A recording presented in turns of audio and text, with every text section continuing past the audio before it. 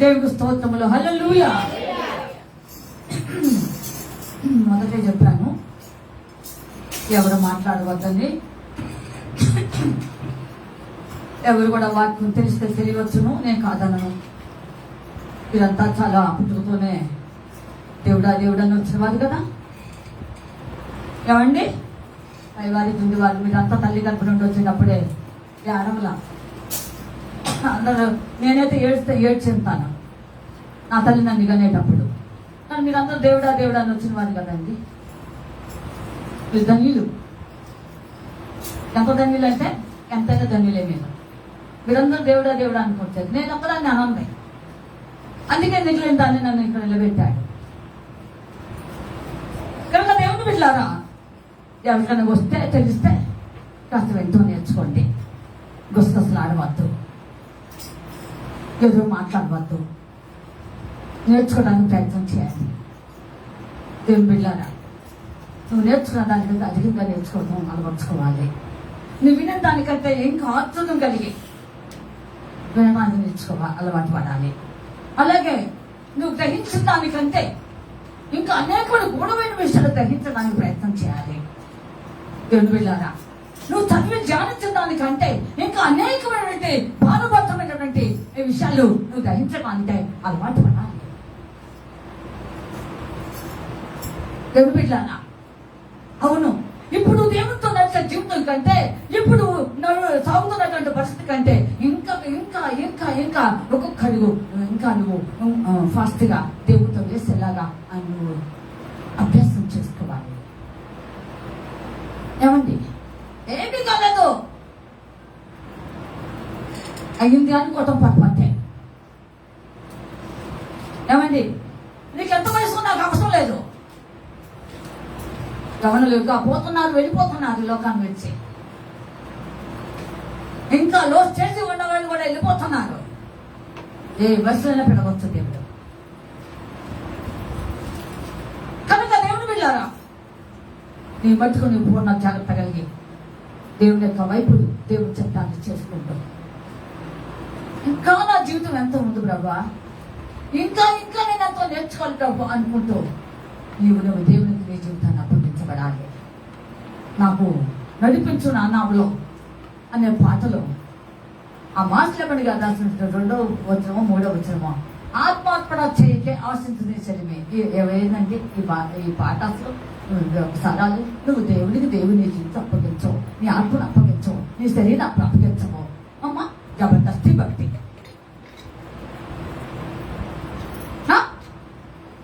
ఆత్మాత్మన చేయకయే ఆశించితి నీ చెలిమి ఆహమును ప్రేమిస్తునే అరసి నాముని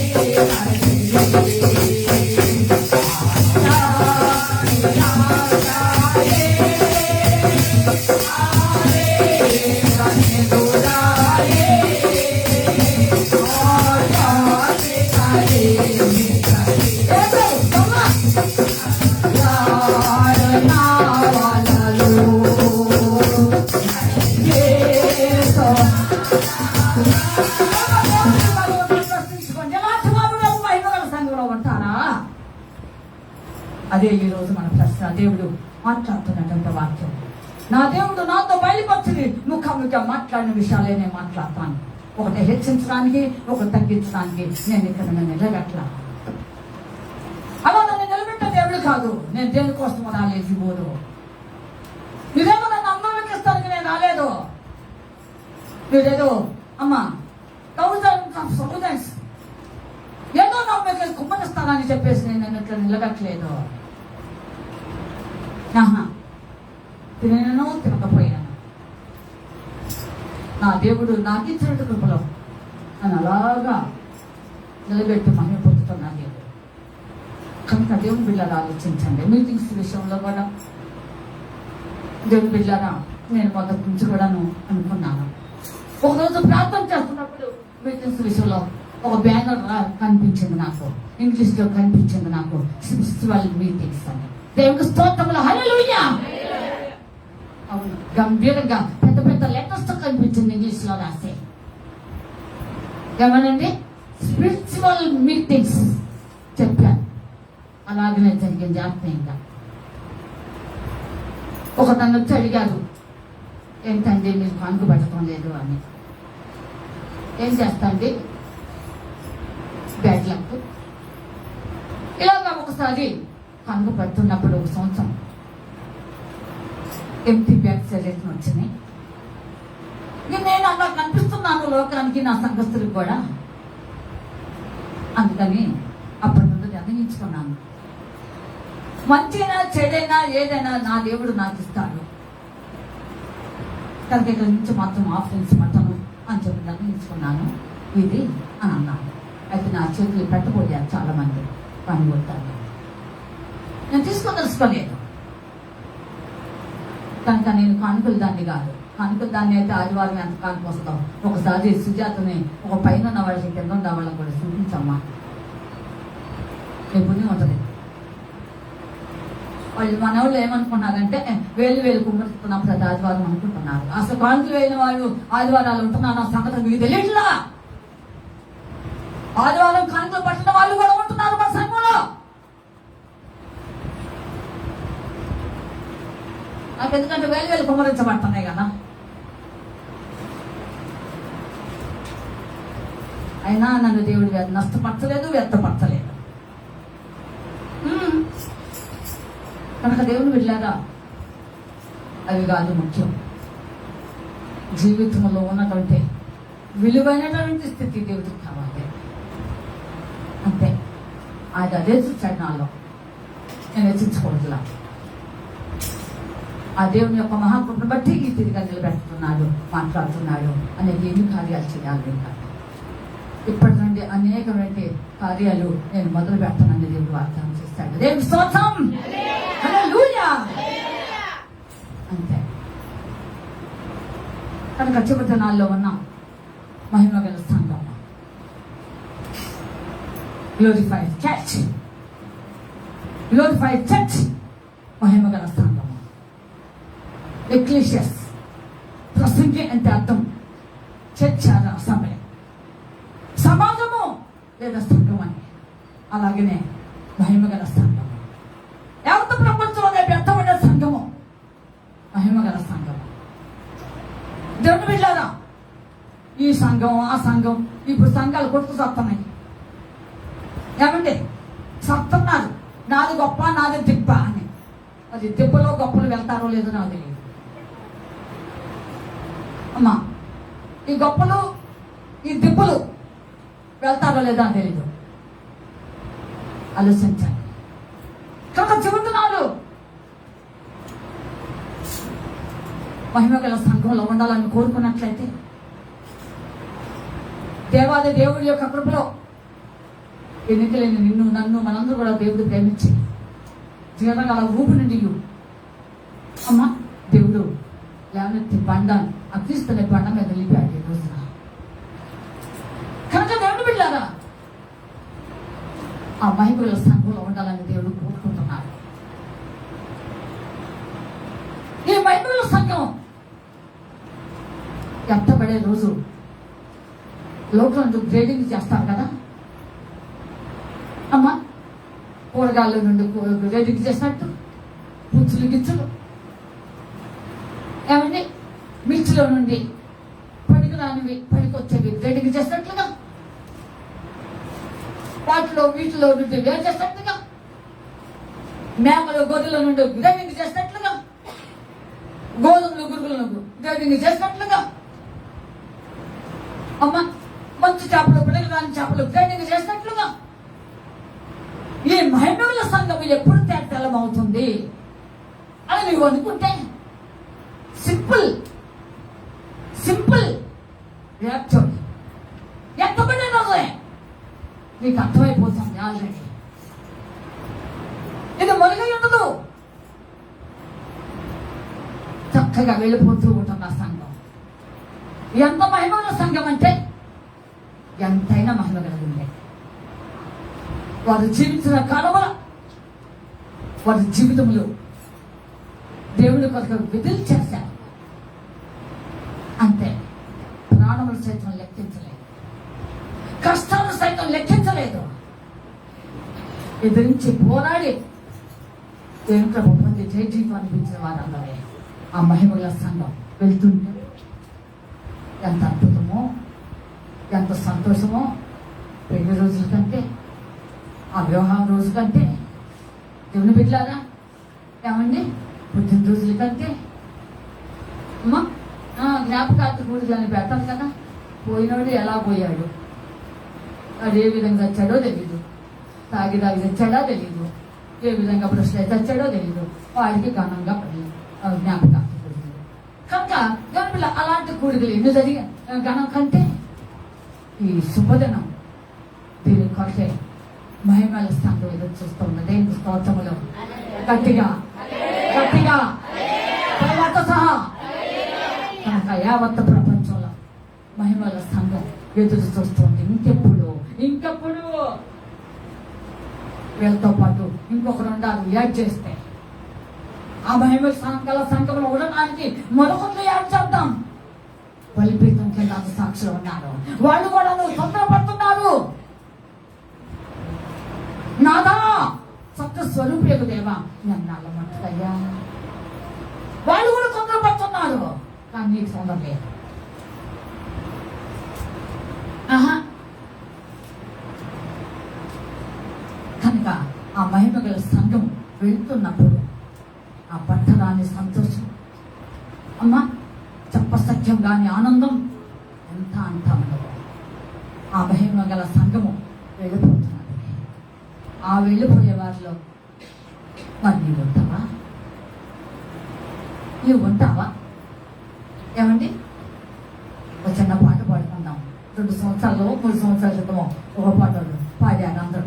సూర్యుని ధరించి అది ఒక చాటు పాడాలి, త్వరగా పాడాలి. సూర్యుని ధరించి మన జాకబ్ గారు కూడా పాడారు. త్వరగా మెసేజ్లోకి వస్తాం.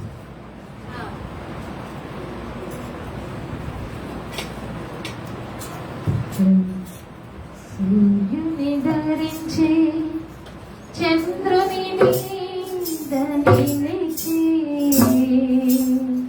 ఆకాశములో కనిపించే శైలే మారిపోయిందండి. చాలా రోజు అయింది కదా బాగా. శైలే మారి ఆకాశములో కనిపించే ఈమెవరు? ఆకాశములో కనిపించే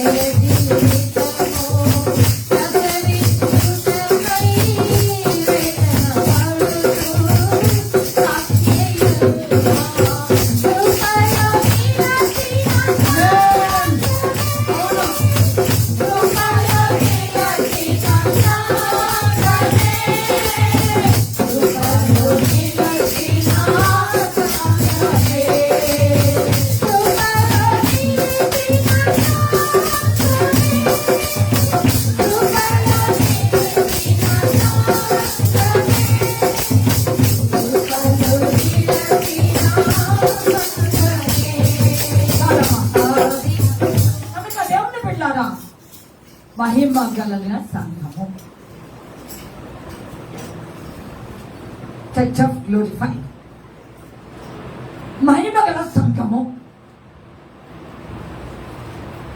దేవుని బిడ్డలారా, దేవుడు నాకు కొన్ని లక్షణములు చెప్పి ఉన్నారు. అవి ఈరోజు నేను ముందుంచుతాను. చెప్పగలిగితే కనీసం 2, 3 లేదంటే 1 బలరాను కనుక.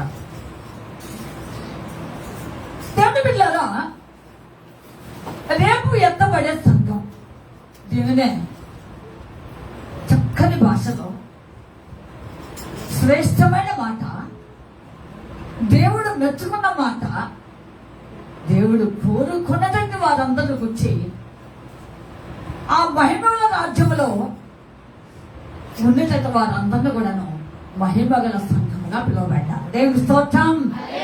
కనుక నేను చెప్పబోయే విషయాల్లో నీవు ఒక ఎలా ఉన్నావో ఒకసారి ప్రశ్నించుకోవాల్సిందిగా మనం చెప్తున్నాను. కనుక దేవాది దేవుడు ఈ మహిమల సంఘములో ఉండటానికి ప్రత్యేకంగా ఒక విషయాన్ని తెలియజేస్తున్నారు. స్పెసిఫిక్ గా ఈ గొప్ప లక్ష్యాన్ని కలిగి ఉండాలి. ఏ విధంగా కలిగి ఉండాలి? ఎఫెసీయులకు రాసిన పత్రిక 5:27. ఎఫెసీయులకు రాసిన పత్రిక 5:27 త్వరగా తీయాలి.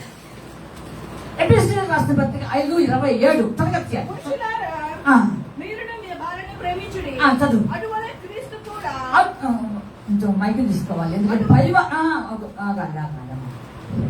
మైక్ లో ప్రార్థన చదవాలి. పరివారుకి మాకు తెలియటం లేదండి అనేటువంటి మాట లాస్ట్ వీక్ లో నాకు చెప్పి ఉన్నారు.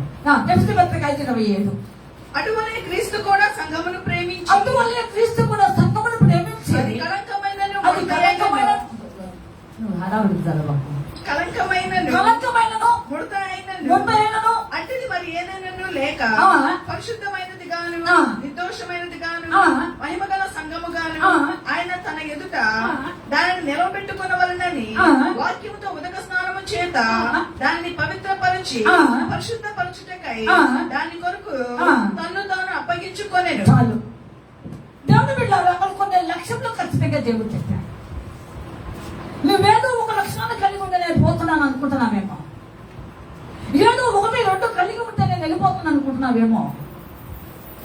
దేవుని బిడ్డలారా, లేదా 4 కలిగి ఉండి మిగిలిన వెంట కోల్పోతున్నావేమో. ఈ విషయానికి వచ్చేసే వరకు చదవద్దు కదా ఫ్రెండ్స్. ఏమండి, యాకోబు 2:10 అంటాడు, కానీ ఆ మొదటి పేరు అనుకుంటా అంటాడు, ధర్మశాస్త్రమనే గడుకొని ఒకటిలో పోయినట్టే అన్నాడు. కనుక పరిపూర్ణత అనేది ఎప్పుడు వస్తుంది? పూర్ణత కలిగిన వాడని ఎవరిని అంటారు అంటే, ఇప్పుడు నేను చెప్పబోయే ఈ లక్షణాలు కలిగిన వాళ్ళే. వీళ్ళు కంపల్సరిగా నువ్వు అడ్డుకున్నా, నువ్వు అడ్డుకోకపోయినా, నువ్వు అవునన్నా కాదన్నా, వీళ్ళు ఖచ్చితంగా మహిమగల సంఘంలో ఉంటారు. దేవుని స్తోత్రం. హల్లెలూయా, హల్లెలూయా. కనుక దేవుడు అక్కడ ఖచ్చితంగా కొన్ని లక్షలు కలిగిన వారు మహిమగల సంఘంలో ఉంటారు అని చెప్తున్నాడు. కనుక దీనిలో దేవుడు మాట ఇది, దేవుడు వాక్యం ఇది. అది నువ్వు చెరిపివేయటానికి, నువ్వు కాదనటానికి ఇది నీకు, ఒకవేళ నువ్వు శరీరించావు నీ జీవితంలో ఉంటే ఉందేమో కానీ ఇది సర్వసత్యం. కనుక ఈ సత్యాన్ని మనం ఎవరు చెప్పలేము. కనుక అబద్ధ బోధకులు, అబద్ధ క్రీస్తులు అని అంటాము. నాకు తెలిసి నాకున్న ఆలోచన ప్రకారం అబద్ధపు విశ్వాసులు ఉన్నారా, అబద్ధపు విశ్వాసులు ఒక రకంగా మాట్లాడేవాళ్ళు ఉంటున్నారు. ఏమండి, నాకు అది కూడా ఆలోచన వచ్చింది. రాత్రి ఆలోచన చేసుకుంటున్నప్పుడు ఒక బోధకులు అంటే విశ్వాసం కూడా అనాల్సిందే. కుట్టికాలను అడ్డం పెట్టుకునే వాళ్ళు, 4 మత్తులు ఉంటే వాళ్ళు తెచ్చి బుద్ధిని మాట్లాడతారు అంటారు. అట్లా 4 జరిగిన వాళ్ళు కూడా ఉన్నారు మన సంఘంలో. నిజమండి. కనుక ఇవన్నీ దేవుడికి అయస్కరం. అందుకని దేవుడు మహిమగల సంఘంలో ఉండేది ఎవరు? ఎలాంటి మాకు నిలబడగలదు? దేవుడు వాక్యం ఉదక స్థానం కొంత తాను అప్పగించుకునేటువంటి ఆయన సంఘం కోరుకున్నాడు. ఎక్సలెంట్ అయినటువంటి సంఘాన్ని కోరుకున్నాడు. ఆయన మెచ్చుకునే సంఘాన్ని కోరుకున్నాడు. ఆయన బహుమానం ఇవ్వడానికి సంసిద్ధపరచుకునే సంఘాన్ని కోరుకున్నాడు. దేవుని బిడ్డలారా, యావత్ ప్రపంచంలో సరైన సంఘం మహిమగల సంఘంగా దేవుడు చూశాడు. ఆ సంఘంలో నువ్వు ఉంటావా? అందుకనే ఒక్కొక్కటి చదువుకున్నాం ధ్యానం ఒకసారి. అటువలే క్రీస్తు కూడా ఆ.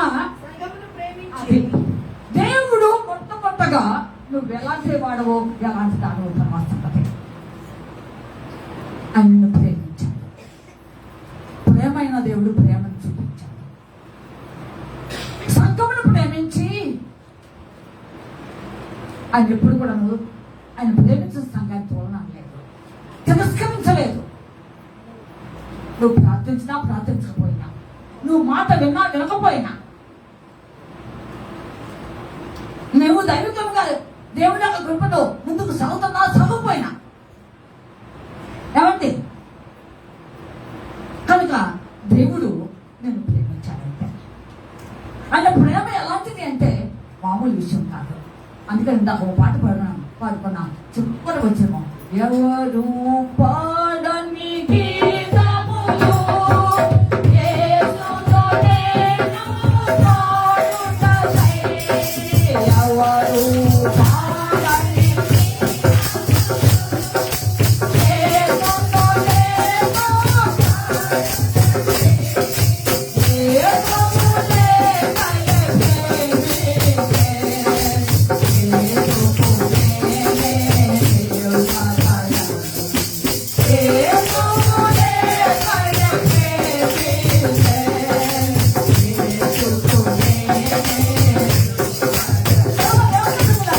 ఈ వచనం నా జీవితంలో చాలా శ్రేష్టమైనది ఎంచుకున్నాను.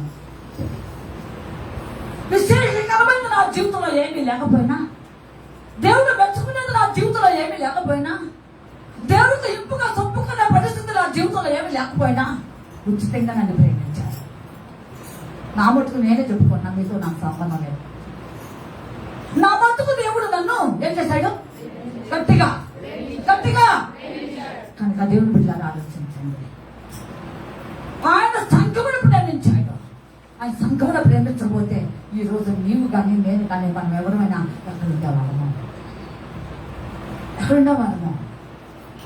దేవుని బిడ్డలారా ఎలా చూపించాడు ఆ ప్రేమను కూడా? ఆ ప్రేమను ఆయన ఎలా వ్యక్తం చేశాడు? పాత నిబంధన కాలం ఒక రీతిగా ఆయన ఆ ప్రేమను వ్యక్తం చేశాడు.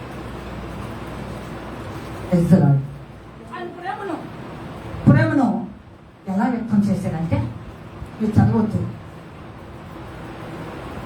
సంఖ్యాకాండంలో మోషే గారి ద్వారా దేవుడు ఆయన బిడ్డలకు ఆయన ప్రేమను ముంగుట్టుగా ఛాయారూపంగా చూపించాడు.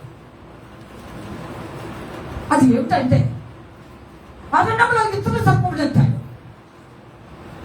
ఎవరు ఇతర సంపూర్ణ తేలి చూసినా అది ఎవరిని కాటు వేయనో వాళ్ళు రక్షించబడతారని చెప్పారు. ఏమి స్తోత్రం! హల్లెలూయా!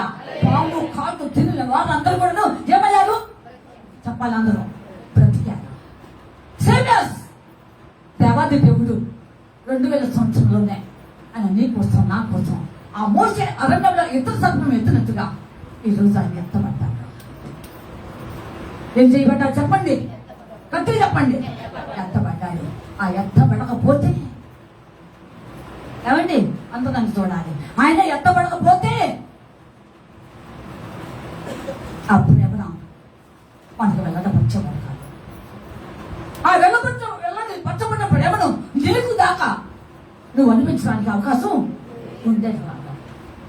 అందుకని దేవుని బిడ్డలారా ఆయన సంఘమును ప్రేమించాడు. 2000 సంవత్సరంలోనే ఆయన ఎత్తబడి సంఘమును ప్రేమించాడు.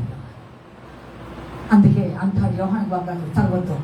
మొదటి యోహాను పత్రికలో అంటాడు, నీవు మొట్టమొదటిగా నేను ప్రేమించరా. ఎవరన్నా నేను ప్రేమించానంటే అది అబద్ధమే.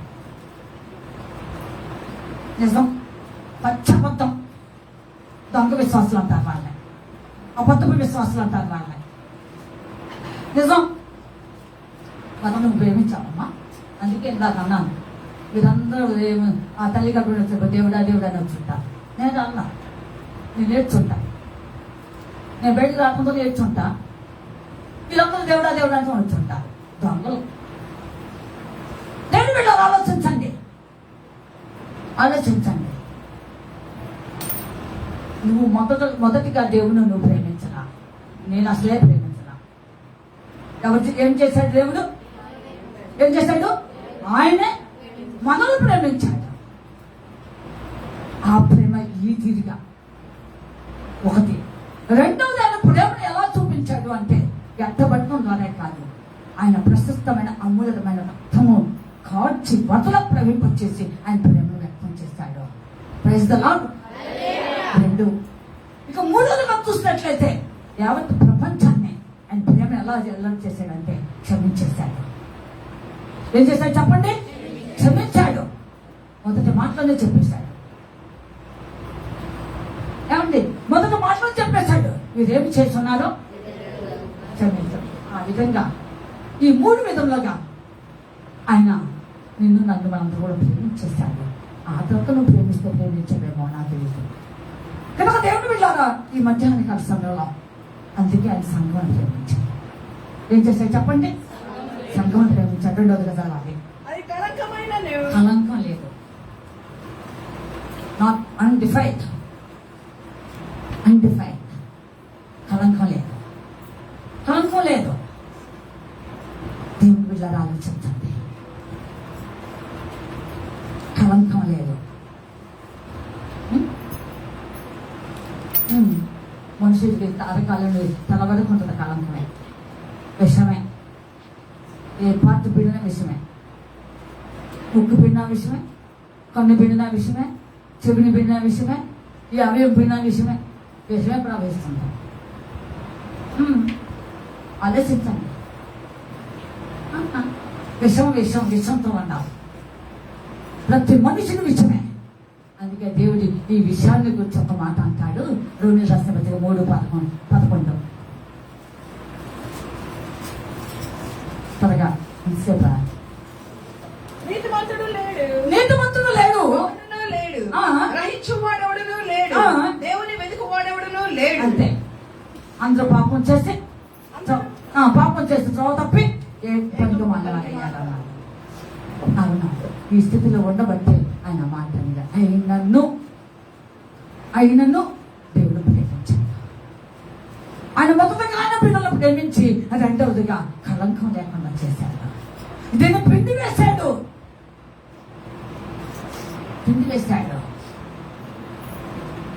చూస్తారండి?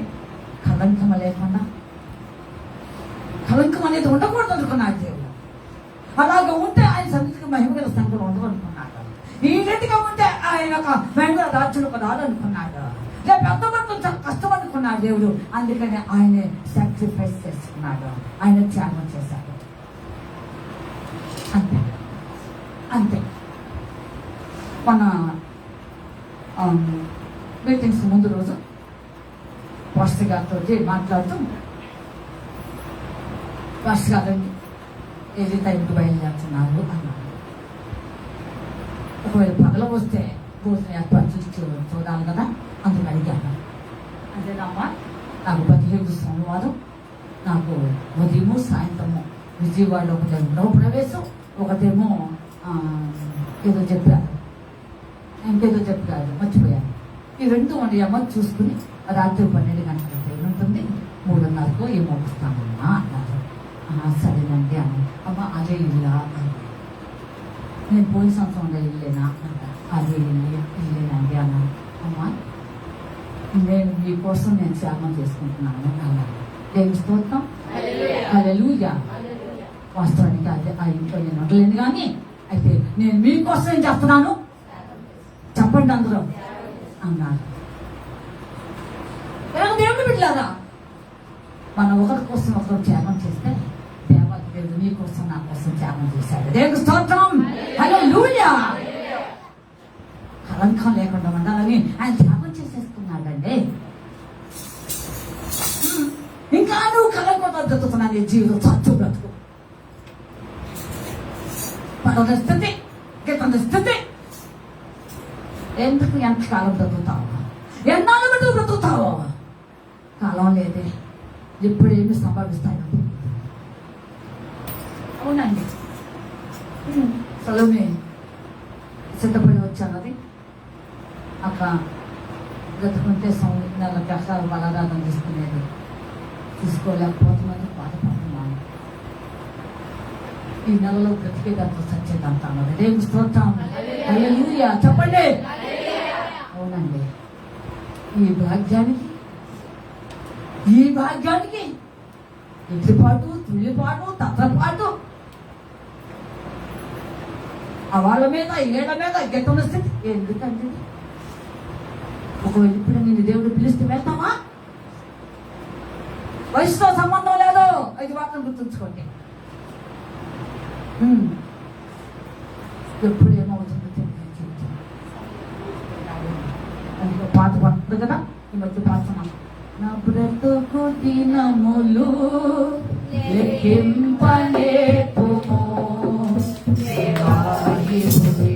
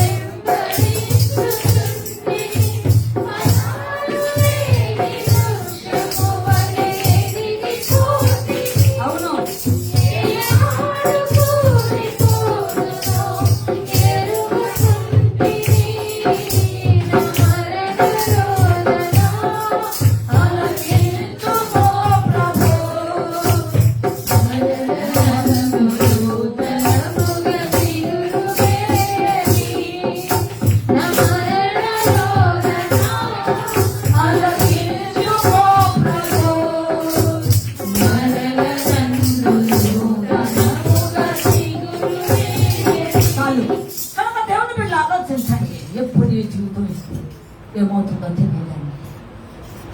ఆలోచించండి. ఆయన పిలవాలంటే పెద్ద సమయం ఏమి ఉండదండి. కానీ నువ్వు మారాలని, నువ్వు బ్రతుకు మార్చుకోవటానికి కొంచెం సమయం ఇస్తున్నాడు. ఈ సమయాన్ని నువ్వేం చేసుకుంటున్నావంటే ఆయన ప్రేమ లోపం చేసుకుంటున్నావు. అది ఇంకా బ్రతుకుతానండి. ఏమంటే నీ చేతిలో ఉందా ఆయుష్? నీ చేతిలో ఉందా ఆయుష్? లేదండి. కనుక మోసపోవద్దు.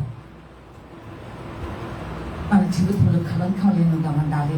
అందుకే ఆయన నీ కోసం నా కోసం త్యాగం చేసి శిలువ మరణించాడు. ఆయన మహిమ గల సంఘంలో ఉండాలని ఇష్టపడినట్లయితే నీ బ్రతుకు దినంగా నీ ఆత్మీయ జీవితం అంతా కూడా ఆయన జీవితాన్ని అప్పగించుకొని ఎప్పటికప్పుడు సజీవన జీవితం, ఎప్పటికప్పుడు మార్చుకున్న జీవితం, ఎప్పటికప్పుడు దిద్దుకున్న జీవితం, ఎప్పటికప్పుడు నూతనపరచబడిన జీవితం, ఎప్పటికప్పుడు నీ హృదయంలో నీ యొక్క జీవితంలో ఒక పెద్ద రాయి ఉంటుంది. కదల్చబడలేంది, తీసివేసుకోలేంది, బుల్డోజర్ కథలుంది. అమ్మా ఇలాంటి ఒక పెద్ద పంట అవుతుంది. ఆ పంటను పెగిలించుకో. ఈరోజు ఆ పంటను పెగిలించుకో. పంటను పంటగానే ఉంచుతున్నావు. ఒక చివరినాలు కలకం లేని జీవితం జీవించాలి అని కోరుకుంటున్న జీవితం ఇదే. నన్ను ఇష్టపడుతున్న జీవితం ఇదే. అప్పుడు నువ్వు ఎక్కడుంటావో తెలుసా? ఏ సంఘంలో ఉంటావో తెలుసా? మహిమ గల సంఘంలో. రేపు ఎత్తబడే వాటిలో నువ్వు కూడా ఒక ముందుంచి వేస్తావేమో. నేను కావుల్లో ఉన్నప్పుడు సంఘస్థులు అందరూ నవ్వుకుంటారు. అనేవాళ్ళు ఏముందలేండి, సంతంగా పోతా ఉంటుంది కదా, ఆ అదుకాలు పట్టుకుని అయినా వెళ్తాం లేండి మేము, లేదా చీర కొంగు పట్టుకునైనా వెళ్తాం లేండి అనేవాళ్ళు నవ్వుకుంటారు. దేవుని బిడ్డారా, అదుకాళ్ళు పెట్టుకుంటేనో చీర కొంగులు పెట్టుకుంటేనో వెళ్ళేది కాదు, ఎత్తబడేది కాదు అని గుర్తొచ్చు.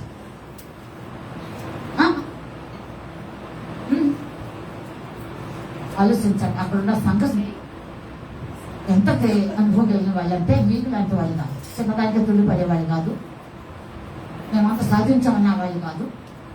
నేను ఇప్పుడే వెళ్ళి సంశాసం యేసు ప్రభు సింహాసనం దగ్గర కూర్చునే వాళ్ళం కానీ అనదు. అలాంటి వాళ్ళు తెలుసా? వాళ్ళు అండమాన్ నికోబార్ దీవులు వెళ్తే ఒక భయంకరంగా సమాధులు తిరిగేవాడు, చెట్లు సైతం ప్రకటించడం ఏంటంటే ఆ శానావాడిలా ఉన్నటువంటి జీవితాన్ని సైతం పాట పాడుతూ అలాగ విధించబెట్టాడు. మాటలు కాదండి. అలాంటి వాళ్ళు సైతం కూడాను నా దగ్గరికి వచ్చే ఒకనొక సమయంలో ఏడ్చిన వాళ్ళు ఉన్నారు. అప్పట్లో ఇందులో ఏమయ్యాం? దేనిలో ఏమయ్యాం? ఏం సాధించావు? నీకు అక్కడే సింహాసం వేయబడింది, నీకు ఎంత తెలుసు? నువ్వు వెళ్తావని గ్యారెంటీ ఏంటి? ప్రతి వస్తువుకి గ్యారెంటీ ఉంటాయి. ఈ స్పెక్స్ ఈ లెన్స్కి కొంత టైమే, తర్వాత ఇది మార్చుకోవాల్సి వస్తాయి. అవునా కాదా చెప్పండి? అవునా కాదా? అంతే, కొంత టైమే గ్యారెంటీ లేదు. ఎప్పుడు గ్యారెంటీ నా జీవితం అనుకోబాకు. మోసపోతున్నావు ప్రియులారా. ఈ ఫ్రేమ్ పోయింది నాకు, వినండి. ఈ ఫ్రేము అతగా ఇదంతా కూడాను కలగబోయింది. ప్రతిరోజు ప్రతిసారి అనుకుంటాను, ఈ హాస్పిటల్ ప్రక్కన ఆప్టికల్స్ షాప్ ఉందంట, అక్కడికి వెళ్ళి తెచ్చుకుందాం అనుకున్నాను. పోతుంది. మొన్న గుంటూరులో విజయవాడ వెళ్ళి వచ్చేటప్పుడు ఇటు నష్టపెట్టకుండా వస్తూ అక్కడ షాపు దగ్గర తీసుకున్నాను. ఈ ఫ్రేమ్ అండి మార్చుకున్నాను. అదంతా బాగా అయిపోయింది. దీనికి ఏది గ్యారెంటీ ఉండదు. నీ జీవితానికి అంతకంటే చెప్పండి, నీ జీవితానికి అంతకంటే గ్యారెంటీ ఉందా? చెప్పాలి. లేదా? చివరి దినాల్లో ఉంటాం. దేవుని సందులో ఎప్పటికప్పుడు మన జీవితం మార్చుకునేలాగా, సరిచేయబడేలాగా, నూతన పరచబడేలాగా ఉండాలి. అసలు నూతన పరచబడటం అంటే ఏంటి? ఇది కూడా తెలియాలి. ఇది కూడా తెలియాలి, ఇది కూడా తెలియాలి. నూతన పరచబడాలి. ఏమిటి అమ్మా? పాతదైన అమ్మా పులిపిండి ఆ ముద్దలో నుండి ఏం చేయబడాలి? పులిపిండి అనేది కూడా తెలియాలి. మీరు అప్పుడు తెలుసులే, మీరు పడిపోయిన భక్తులుగా. పాపం, లోకం, ఏదైనా కళంకం ఉన్నా, ఏదైనా మచ్చం ఉన్నా, ఏదైనా డాగులు ఉన్నా, మరొకటి ఉన్నా, ఇవన్నీ తీసేసుకున్న జీవితమే నూతన పరచబడుతుంది. అవునండి, ఇలాగా కోరుకున్న సంఘంలో ఎలాంటి లక్ష్యం లేని వారిని దేవుడు అన్నాడు, ఆ పిలువబడిన సంఘం పేరే మహిమగల సంఘం. ఏమన్నా చెప్పండి?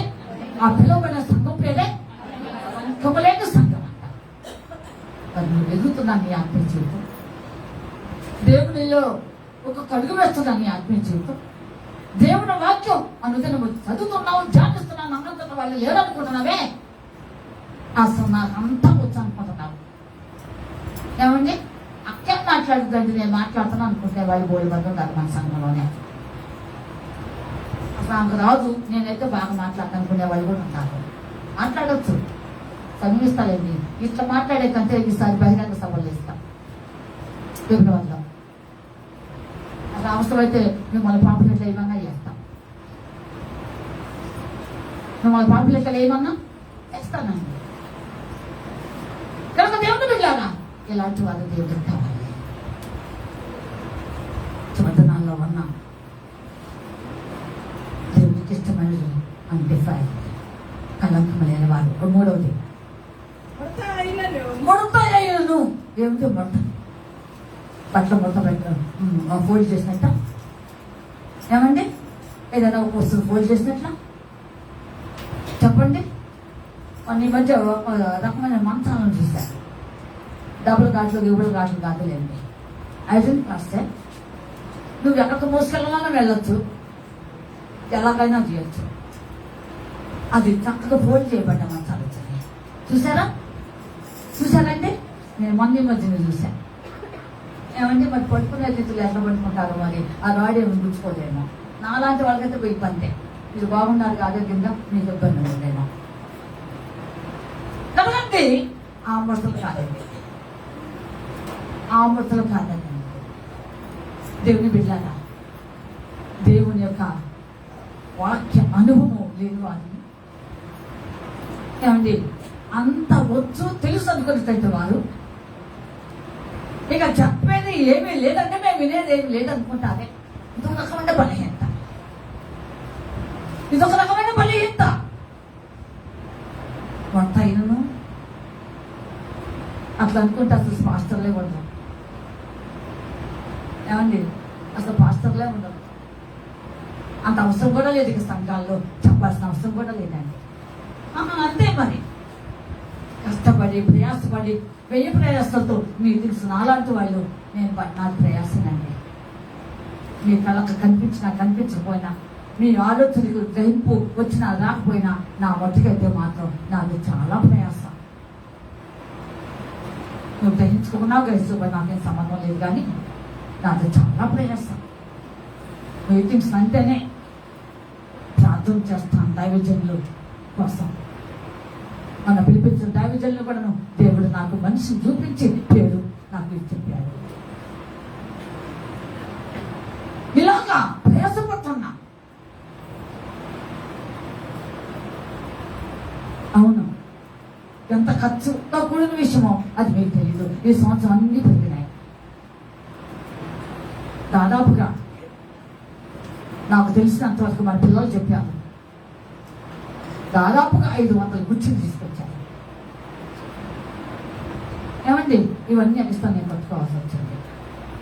లైటింగ్ ప్రతి సంవత్సరం ఒక 10 లైట్లు వేస్తారు. ఈసారి 37 లైట్లు వేస్తారు. వింటున్నారా? ఇవన్నీ స్టెపిస్తాను నేను కట్టుకోవాల్సి వచ్చింది. నాకు ప్రయాస. ఆలోచించండి. కనుక దేవుడు బిడ్డలారా, ఈజీగా అయిపోతాయేమో అందరికి, కానీ నాకు మాత్రం ఈజీగా కాదు. కనుక దేవుడు బిడ్డలారా, వాక్యము, వాక్య అనుభవంలో, ప్రార్థన అనుభవంలో చక్కగా సాగి నీ బలహీనతలన్నీ విడిచిపెట్టు. తిమింగలం యోనాను మింగివేసిన దేవుని యొక్క ఆజ్ఞ ప్రకారంగా కత్తివేసింది. నీ లోపాలు కత్తివేయ. ఇంకన్నా కాల దాచుకున్న జీవితమే వంట పెట్టేసుకుంటున్నావు. దంతాన్ని వంట పెట్టాను. పొద్దున్నే లేచిన తర్వాత దుప్పట్లో గిప్పట్లో వేస్ట్ మట్టేసుకుంటున్నావు. అతిక్రమంలో దాచిపెట్టుకున్నాడు. వద్దులేదు కానీ వాడు ఒప్పుకొని విడిచిపెట్టేవాడు. చెప్పండి.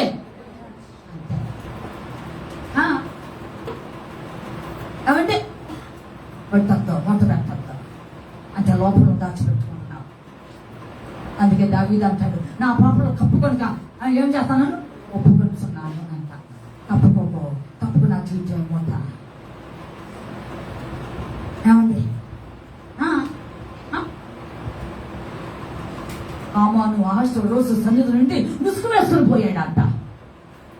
సిగ్గు లబ్ధ వద్దా అవి ఉంచుకొని నువ్వు ఇంకా నువ్వు దేవునికి ఆయాస్కరంగా ఉంటూనే నువ్వు మూత అనేటువంటి స్థితిలో జీవిస్తున్నావా?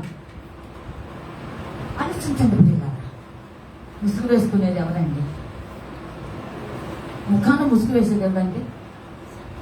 ఏమండి అయ్యా? కనుక సిగ్గు బిడియం అన్నవాడు, ధైర్యంగా ఉన్నవాడు ఎవడు ముసుగు వేసుకోవాలి తెలుసా? చెప్పడేమండి? పైవారు చెప్పండి, అవునా కాదా? ధైర్యంగా ఉన్నవాడు ఏమన్నా ముసుగేసుకుంటాడా? తెలీదా మీకు? పైవాళ్ళు తెలీదా? అమ్మాయిలు మొహాలు చెప్పండి. ఎంత అమ్మాయిలు అమ్మ పైవాళ్ళు మాకు కనీసం తెలిసిన వాళ్ళు చెప్పండి. ఎవరు వేసుకునేది? ఎలాంటి వారే కాదా? తెలీదా? ఇది మామూలు అమ్మాయిలు కాదే. కనుక దేవుడు బిడ్డలారా ఆలోచించండి. ఓటైనను బలహీనతో దాచిపెట్టుకోవాలి.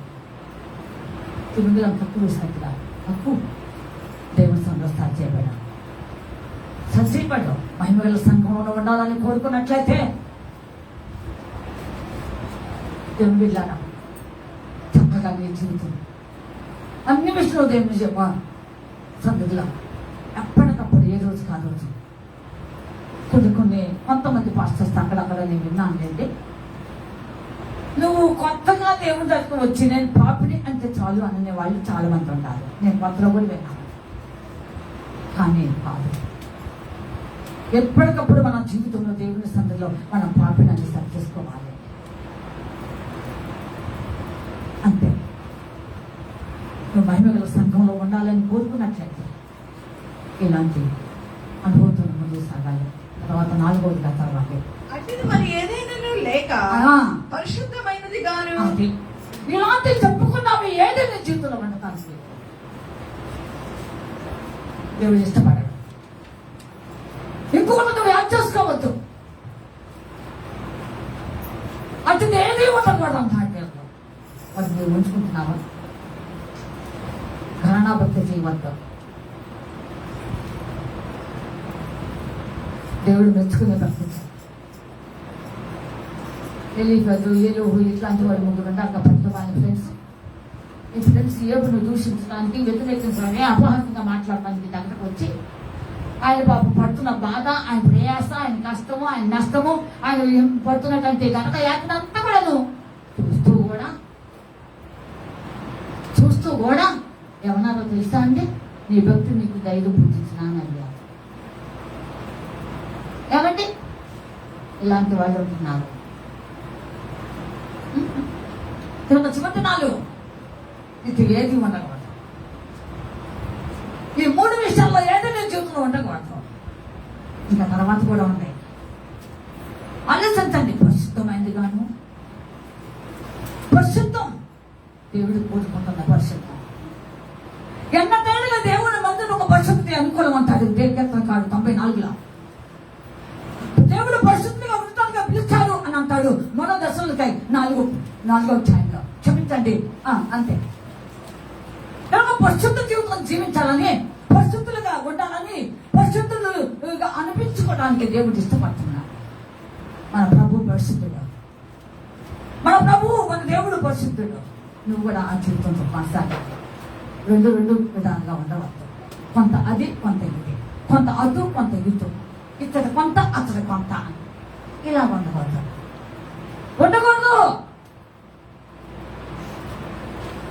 పరిశుద్ధమైనదిగా జీవించాలి. రేపు మహిమగల సంఘములో ఉండే వారందరూ కూడా నువ్వు పరిశుద్ధులుగా జీవితం జీవించిన వారిగా. రెండోది, ఆ సంఘమే పరిశుద్ధమైంది. ఏమండి, ఆ సంఘమే పరిశుద్ధమైంది. దానిలో నువ్వు ఒక్క వేతానికి ఇంకొక కలపడానికి ఏమీ లేదు, ఏమీ ఉండదు. కనుక అది పరిశుద్ధమైందంట. మరి నీ ఆత్మ జీవితం ఇప్పుడు వరకు ఎలా ఉంది? ముందు సర్వసం ఏమండి, మాట ద్వారా అపవిత్రం అవుతున్నావేమో. ఏమండి, నువ్వు ఎంత భక్తి చేసినా ఈ మాట పోతాం. ఒక బిందుకు అన్నావు, బాగుంది, దాని మీదకి ఎక్సలెంట్ అని మొత్తనం ఆ కొత్తోడిని పీడించేనా, ఆ మొత్తది ఈ మొత్తది అది ఇది చూపించు అని వాడిని పీడించి మొత్తానికి అట్టయితే సెట్ అయింది తీసుకుంటావు. మనం తీసుకుంటావా లేదా? చేస్తాం. వాడు సెట్ అయింది, కానీ నేను నోరు సెట్ కావట్లా. దేవునికి ఇష్టకరమైన అదే నీ నోరు ఆ బిందు మీద మూతలైనా సెట్ అవుతుంది, కానీ నీ నోరు మాత్రం చెప్పడామండి సెట్ అవుతుందా? ఇంకెంతకాలం చిన్నవారైనా పెద్దవారైనా దేవుణ్ణి కలిగిన నీ జీవితం నోరు బాగా ఉండాలి. అట్లాంటి నోరుకి ఏమంటారో తెలుసా? నోరు తెలుగు నేను బాగుగా చెత్త నోటు అంటారు. అంతే. 4 ఓటాను నువ్వు మాట్లాడు. నువ్వేదీ లేదు. ఏమండి, చక్కగా సెట్ అయ్యేలా ఉండాలి, మాట కుదిరిగా ఉండాలి. ఏమండి, ఒక తెలిసి తెలియని వయసులో మాట్లాడినా, తెలిసి తెలియక అపోహపడినా, తెలిసి తెలియక ఏదో ఇదైపోయినా నేను జీవితము రేపు బొమ్మంటుంది. కనుక మాట బాగా ఉండాలి, దేవుడు మెచ్చుకునేలాగా. ఇంకంతకాలం ఆలోచించండి ప్రియులరా, మాట చాలా విలువైనదండి. దయగల మాట దేవుడికి ఇష్టకాలం. ఏమండి, మృదువైన మాట కోపం చల్లాల్సిందంట. సామెతల్లో 15వ అధ్యాయంలో అంటారు సొలొమోను 4వ వచనంలో. మృదువైన మాట ఏం చేస్తుందంటే, చదువుతారా? చదవండి. సాత్వికమైన నాలుక జీవవృక్షము, దానిలో కుటిలత యుండిన ఆత్మకు భంగము కలుగును. హల్లెలూయా. పరిశుద్ధమైంది లేకపోతే ఇదే పరిస్థితి. కుటిలత నువ్వేమి ఇస్తే మాత్రం ఏమైందండి? గంపెడు దొండకాయలు తీసుకొచ్చి, గంపెడు దోసకాయలు తీసుకొచ్చి, గంపెడు వంకాయలు తీసుకొచ్చి, గంపెడు గోంగూర తీసుకొచ్చి, అమ్మా వేలు నువ్వు కుమ్మరించా వేస్తే మాట కుదిరిక. సాత్వికమైన నాలుక జీవితం. అదే 15లో 4వ వచనం కూడా. అదే సాత్వికమైన నాలుక మృదువైన మాట క్రోధమును చల్లార్చును. అది ఆ మాట మృదువైన మాట. మృదువుగా ఉండాలండి. ఏదో మాట్లాడే చేసి అయిపోయింది. అది ఎల్ల కాలం కూడా ఉన్న నీ ఆత్మక భాగమే, నీ ఆత్మీయ జీవితం కుదురుతా. ఇంకెప్పుడు మార్చుకోవాలి? ప్రభు వస్తున్నాడు. ఆ మహిమగల సంఘంలో ఉంటే ఆయనకి ఇష్టపడలేదా? ఓ మహిమ సాతాను సంఘంలో పో. నేను వెళ్ళారా? ఎంత విలువైనదో నీ జీవితం, ఎంత విలువైందో నా జీవితం. విలువైందండి ఈ జీవితం. ఎంత మాధురమైందో ఈ జీవితం తెలుసా? ఎవరికైనా భాగ్యం నీకు ఇచ్చాడు, ఎవరికైనా ధన్యత నాకు ఇచ్చాడండి. అవును, యశోదను అంటాడు. అలాంటి వాడిని ఏ స్థితిగా తీసుకొచ్చాడో చూడండి. ఏ స్టేజ్లో ఉన్నవాడిని ఏ స్టేజ్కి తీసుకొచ్చాడో చూడండి. ఆ మూడుని ఈరోజు నువ్వు కూడాను ఇలాగ దేవుని యొక్క కృపలో ఇలాగా ప్రసిద్ధమైనటువంటిది ఆయన మెప్పించి కనపరిచి ఆయన వలె వినడానికి ఇష్టపడుతున్నావా? ఒకసారి ప్రశ్నించుకోండి. మాట ఎంత విలువైందంటే అంత విలువైంది. వాళ్ళ కోపం ఉంటే ఉండవచ్చు, వచ్చే కోపం వచ్చింది సరే, అది పెద్ద లెక్కలు కాదు. యేసు ప్రభువు 2-3 సార్లు స్వార్థంలో కోపపడ్డాడు. అంతే. అది సాయంత్రానికి వెళ్ళిపోవాలి. అమ్మా రాత్రి ఒకరు కూర్చి నేను ప్రార్థన చేస్తుంటే వాళ్ళ మైండ్ సెట్ నాకు వ్యతిరేకంగా ఉందని దేవుడు చూపించాడు. ఎందుకో నీకు ఎంతకాలం ఊరు బొమ్మతుంది కాదు రమ్మంటుంటే పరిశుద్ధమైందిగాను ఏమండి చివరినాలో పరిశుద్ధమైందిగాను ఆలోచించేసుకో. చెబుతున్నాను కదా ఎన్నాళ్ళ మటుకు ఇంకెంతకాలం అమ్మా నువ్వు ఆ మమ్మీ గల సంఘంలో ఉండాలంటే ఏ చిన్నది పడినా సరే మళ్ళీ అయిపోతుంది జీవితం. అదే అలాగే వదిలినా అన్ను దినము దేవుని యొక్క సన్నిధిలో మనం నలిగిపోవాలి, మనం పట్టబడాలి, మనం దేవుని సన్నిధిలో అన్ని విషయంలో చెక్కబడేలాగైతే జీవితం దేవునికి మాదిరిగా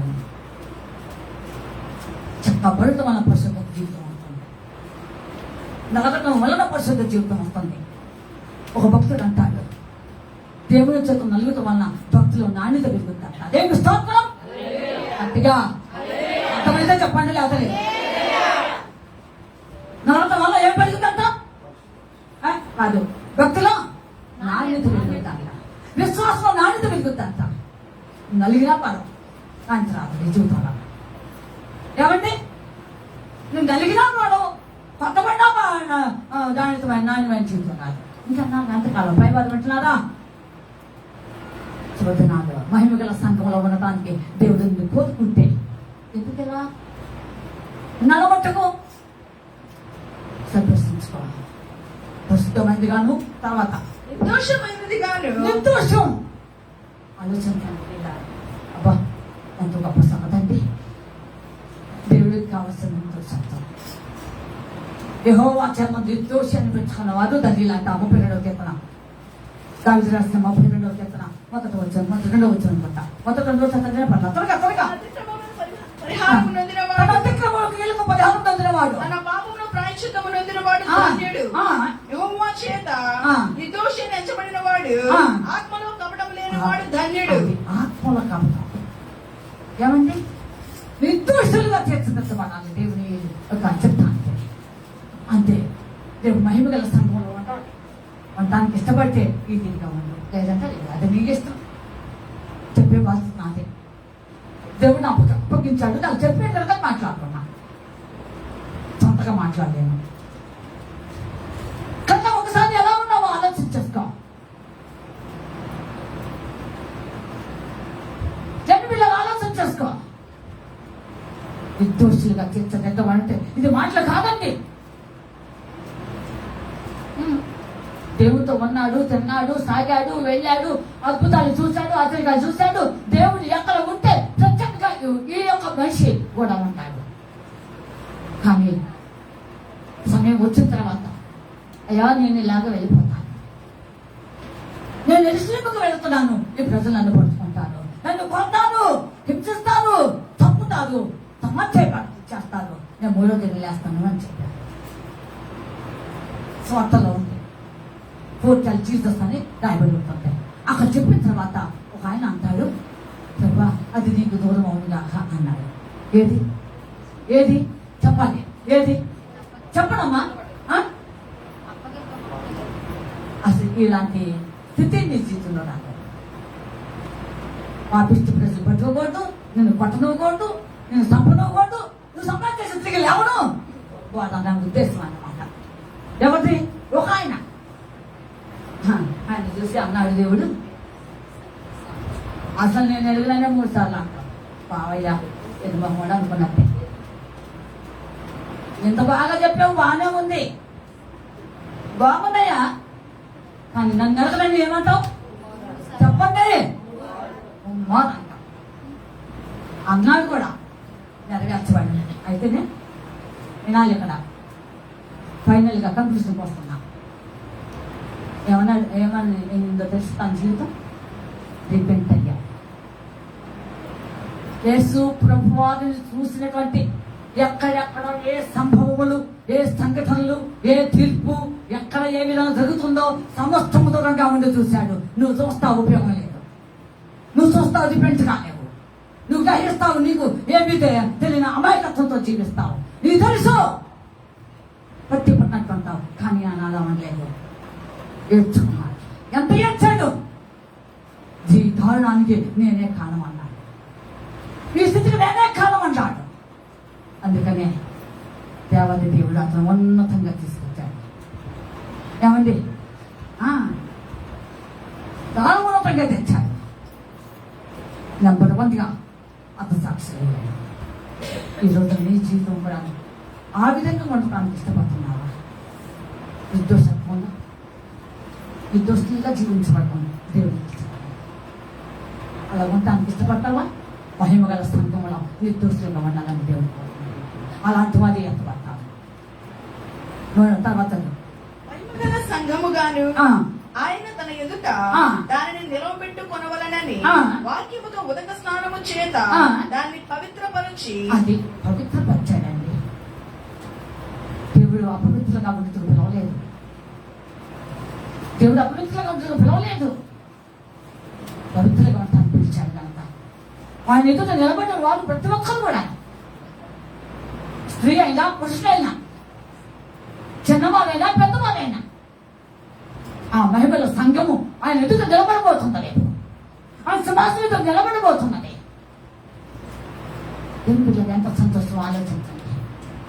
ఎవరయ్యా వీడు? చూడండి, ప్రకటన 7:14 పిక్ పిక్ త్వరగా ముగిస్తా. అందుకు నేను అయ్యా నీకే తెలియననగా అతడు ఇలాగు నాతో చెప్పాను, మీరు మహాశ్రమం నుండి వచ్చిన వారు గొర్రెపిల్ల రక్తములో తమ వస్త్రములను ఉదుకుకొని వాటిని తెలుపు చేసుకొని, అందువలన వారు దేవుని సింహాసనం ఎదుట ఉండి రాత్రింపగళ్ళు ఆయన ఆలయంలో ఆయనను సేవించుచున్నారు. ఎక్కడున్నారంటే వీళ్ళు ఆ మాట మీరు చెప్పాలి, మీ నోటనే రావాలి. ఎక్కడ చూసింది మహిమ గల సంఘం?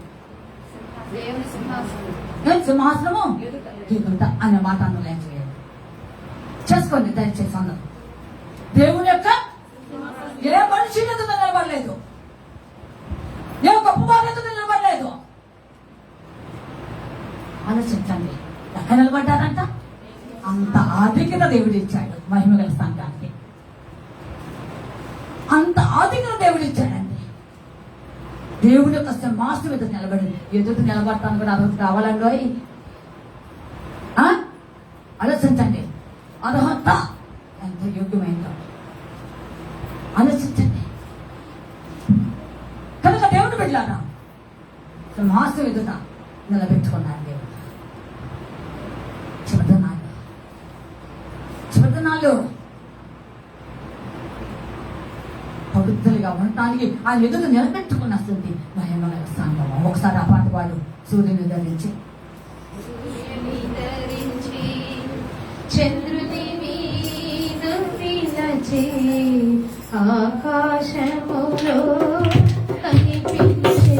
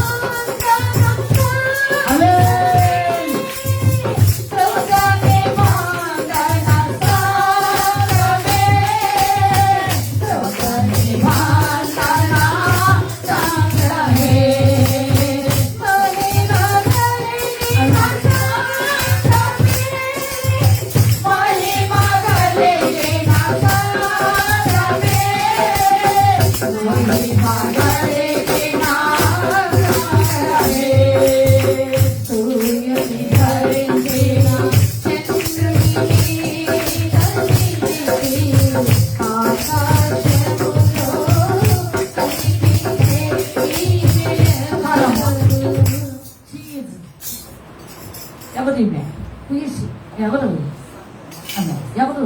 మహిమగల సంఘం. గుర్తుంచుకో, యావత్ ప్రపంచంలో సాంతక సంఘం ఎంతబడే మహిమగల ఆమె అనుకున్నటువంటి వారిలో ఆ సంఘంలో నువ్వు అంటావా? ఇంకా చాలా లక్షణాలు దేవుడు నాకు వివరించాడు. నెక్స్ట్ వీక్ చాలా చెప్పాడు. నెక్స్ట్ వీక్ లో మాట్లాడతాం. దేవుని బిడ్డలారా ఒకసారి ఆలోచన చేస్తాం. ఆమె అనబడిన సంఘంలో స్త్రీలు ఉంటారు, పురుషులు ఉంటారు, మొత్తాన్ని కల్పిస్తే స్త్రీనే అన్నారు. ఏమండి ఇక్కడే మేలు ఫీమేల్ అని భేదాలు ఇక్కడే.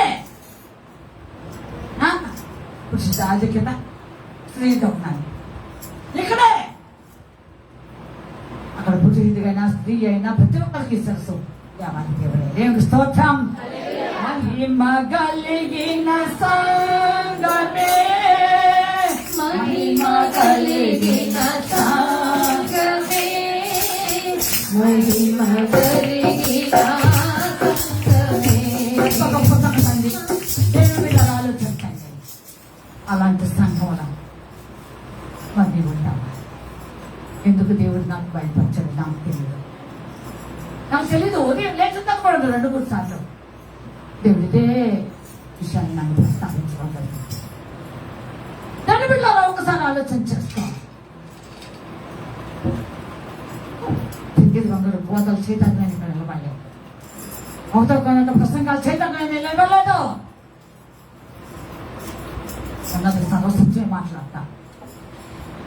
నేను పిలిచే సేవకులు కూడా అలాంటి మంది పిలుస్తా. కాలక్షేపం చేసే భక్తి వద్దు వద్దు. నీ అనుభవాలు దేవుడికి ఇష్టకరంగా ఉండాలి. ప్రజలకు మించిన నష్టపోయినా నీ ఇంద్రస్థితం అనేది దేవుడికి తెలియాలి. నీ పవిత్రత పరిశుద్ధం అనేది దేవుడు చూస్తున్నాడు. వద్దు, పరమశం చేసుకోవద్దు, మనం చేసుకోవద్దు. దేవుని బిడ్డలారా క్రీస్తు ఒక ముగ్గురుగా ఏసేపు నిలిచిపోయాడు. అది అధికారంలో అయ్యో నేను దేవుడి ఎంత పాపం ఎలా కట్టుకుంటున్నానని ఆయన పారిపోయాడు. నువ్వు ఈరోజు పారిపో. మహిమగల సంఘంలో ఉండాలని కోరుకుంటే ఏది దేవుడు ఇష్టపడలేదో ఏది కాదో గ్రహించకపోతే ఇంకో ఎంతకాలం లాస్ట్గా ఒక మాట చదివేసి నేను ముగింపులో కూర్చాను. పిలిపి రాసిన పత్రిక 4వ అధ్యాయము.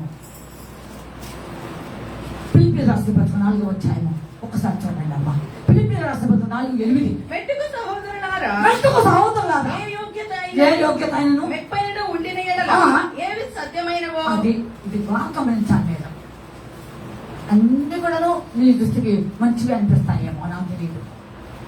నీకు అన్ని అబద్ధాలు కూడా నీకు మంచిగానే ఉంటాయి, మోసం కూడా నీకు మంచిగానే ఉంటుంది. ఏమంటే సిగ్గుని వాళ్ళు అర్థం పెట్టుకోవడం కూడా నీకు ఇష్టంగానే ఉంటుంది. అవన్నీ నీకు సత్యమే, అవన్నీ నీకు సత్యమే. కానీ మెట్టుకు సహోదరులారా పిలిపిస్తాను చెప్తున్నాడు. ఏమన్నాడు? ఏవి ఏ యోగ్యత మెప్పైనను ఉండిన యెడల ఏవి సత్యమైనవో అవి ఒక్కసారి జ్ఞాపకం చేసుకో. సత్యాన్ని చేతపట్టుకో. యోహాను సువార్త అంటాడు, కుమారుడైన యేసు ప్రభు అన్నట్టు తండ్రితో మాట్లాడుతూ, అయ్యా నీ వాక్యమే సర్వసత్యము, ఆ వాక్యాన్ని లోపల ప్రతిష్టప చేశామంటాడు. 17వ అధ్యాయం చదవద్దు. అంటే వాక్యానికి మించిన సత్యం ప్రజల్లో లేదు. మనుషులు ఎవరిలో సత్యం ఉండదు. వాక్యమే సత్యం, ఆ సత్యం అనేది అవును. మా ప్రభుని గొల్కతాకు తీసుకెళ్లే ముందు రెండోసారి ఆ పిలాతు దగ్గర తీసుకొస్తాను. వినండి, రెండోసారి పిలాతు దగ్గర తీసుకొస్తాను. పిలాతు అంటాడు, యేసు ప్రభువుని చూసి, నువ్వు సత్యానికి రాజు అంటగా?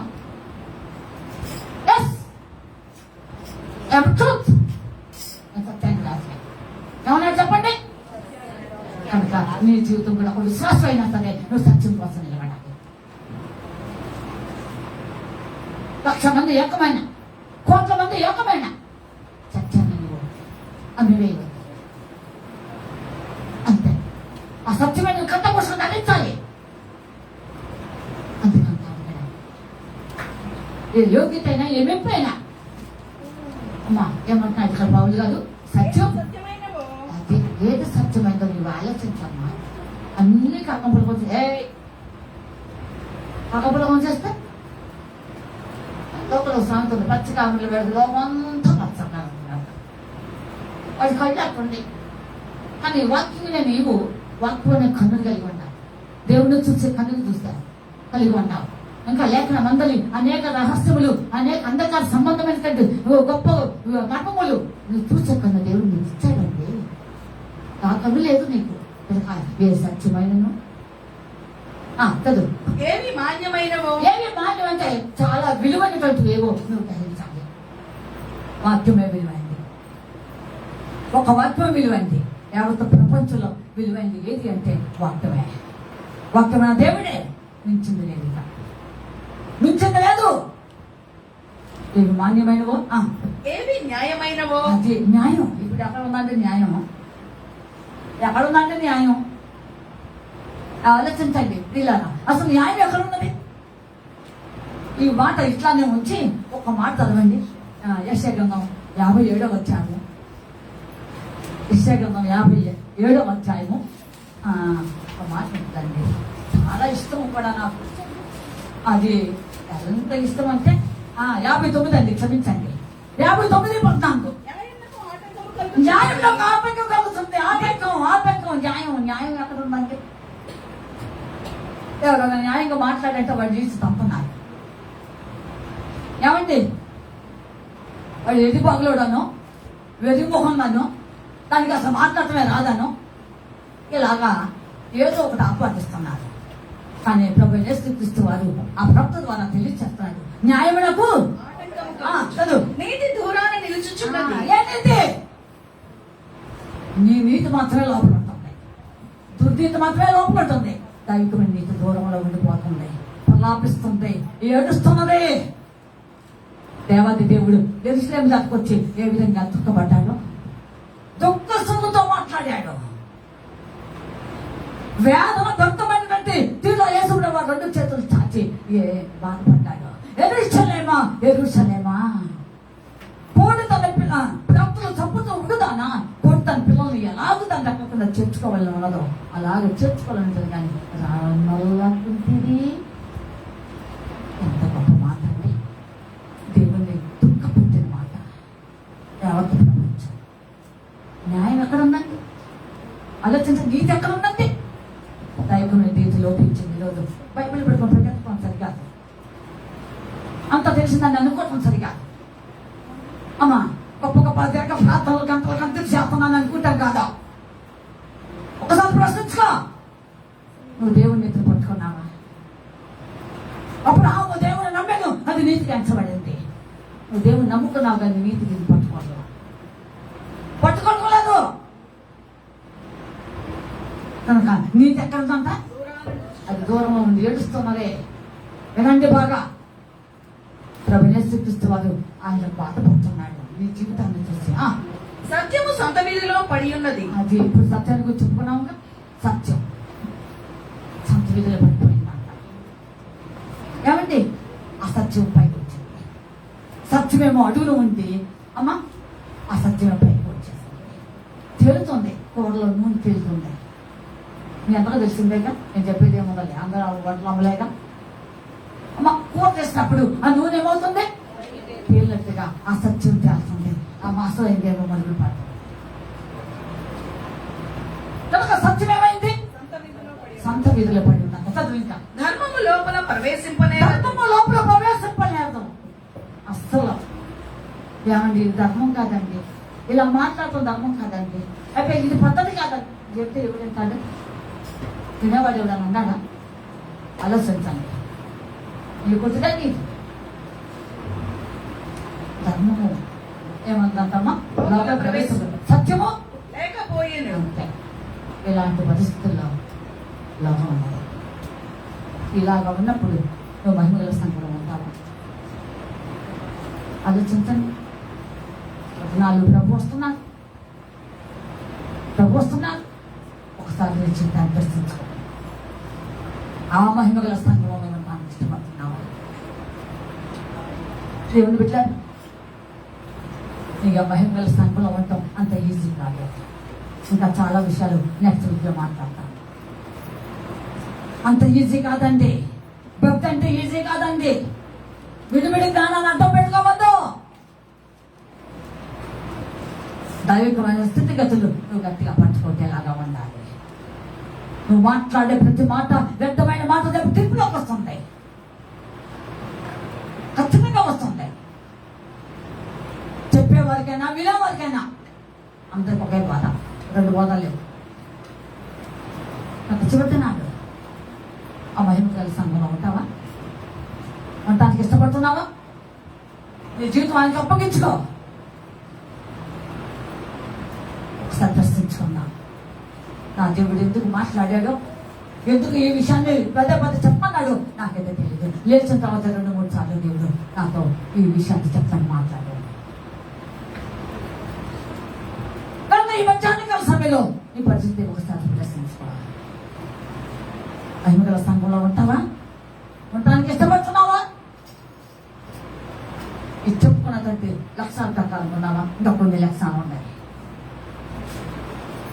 ఉంటావో లేవో ఒకసారి ప్రశ్నించుకుని ఆయన సింహాసనం ఎదుట నిలబడే సత్తా ధైర్యం నీకు ఉండాలి. ధైర్యం ఉండాలంట.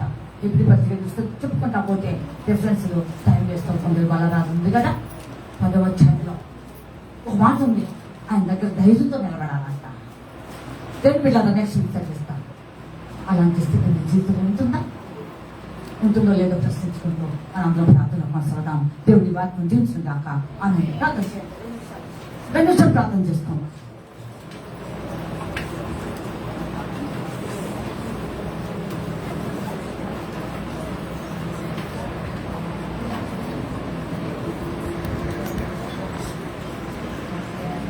చేసుకోవాలి. ఓటే జరిగింది అయినా పర్వాలేదు, కట్టె కొట్టే తెచ్చేలాగా ఒక భాగంలో ముగించేస్తున్నాం. మహిమగల సంఘంలో నిలబడటానికి ఆయన సింహాసనంతో నిలబడ్డ అర్హత యోగ్యత నీకుంటుందా?